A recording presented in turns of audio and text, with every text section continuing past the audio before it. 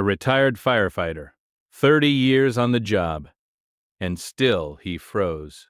Nobody in the family had seen anything like it before. Not once in the years they had kept Major, the golden retriever who had come into their home as a puppy and grown into something steady, watchful, and entirely their own.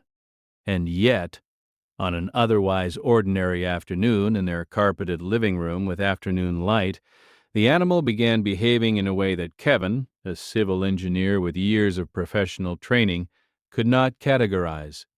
Major wouldn't stop circling. It started small, a restlessness around the edges of the room, pacing near the doorway, returning to stand near Lily, the 15 months old, then pacing again.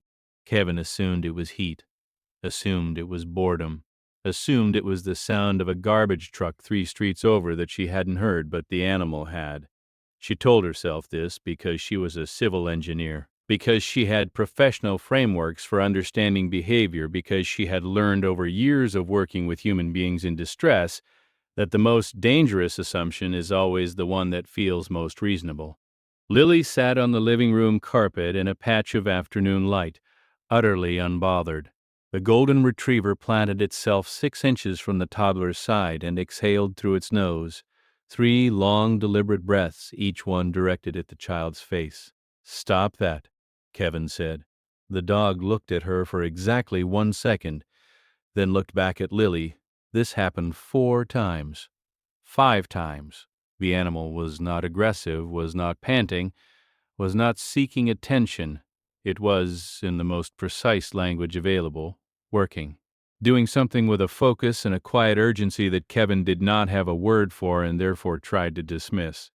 She called her partner. She said the dog was acting strangely. She was told dogs do that sometimes. She moved Major to the back hallway and closed the door. The animal sat against it. Did not scratch. Did not whine. Simply sat there and pressed its body flat against the wood, as if creating a seal between the hallway and the room where the baby was. Kevin went back to the kitchen, made tea, told herself she would mention it at the next vet appointment. She did not mention it, because 18 minutes later everything else erased the need. Lily had been quiet for 6 minutes, which Kevin had registered as peaceful, when the sound from the baby monitor shifted. Not crying, something before crying. A sound she had never heard from her own child, soft and wrong in a way that moved her across the house before she had decided to move. She found Major already there. The golden retriever had crossed the hallway from a closed door. Later, the family would not be able to explain how. The door would show no marks, no damage. The dog would simply have been where it needed to be, stationed 12 inches from Lily, watching the child's chest with the particular focused stillness of an animal that is counting breaths. What Kevin found was this. Kevin's blood sugar had dropped dangerously while alone with Lily during his wife's work shift. She called emergency services from a position on the floor she could not remember reaching. She gave the address. She gave the symptoms. The dispatcher asked her to stay on the line, and she did, while Major sat beside Lily without moving, without shifting, without once turning away from the child's face.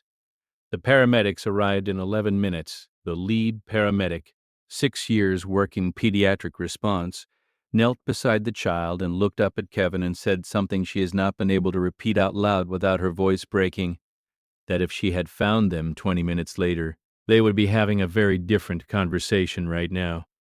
She asked about the dog. The paramedic looked at Major, still stationed at the child's side in the corner of the room, and said that she had heard stories about animals like this, that the ability to detect biochemical changes the human sensory system cannot register was documented, studied, and real, that this dog had been doing exactly what medical alert dogs are trained to do, without ever having been trained to do it. Kevin went back to the hallway that afternoon and stood in front of the closed door Major had pressed against for 19 minutes. She stood there for a long time. She thought about everything she had told the dog to stop doing, every dismissal, every professional framework she had used to explain away what she was seeing. She thought about what it means to be trained in something and still miss the most important signal in the room. Major found her there, pressed its forehead against her knee, and that was all. The family has not moved the dog's bed since. It sits at the foot of Lily's mattress now in a room with a working monitor, a charged phone on the nightstand, and a golden retriever who no longer has to press against any closed door. If you believe animals understand more than we give them credit for, you belong here. Subscribe. What did your dog or cat do that you still can't fully explain? Share it in the comments.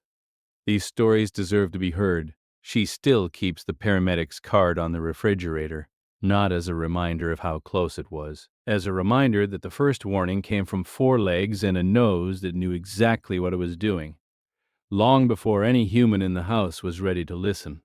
Loyalty this deep is rare. So are the people who recognize it. Subscribe and stay with us. Some forms of intelligence don't ask to be understood. They simply show up. They pace. They press. They plant themselves between the danger and the child, and they wait for the world to catch up.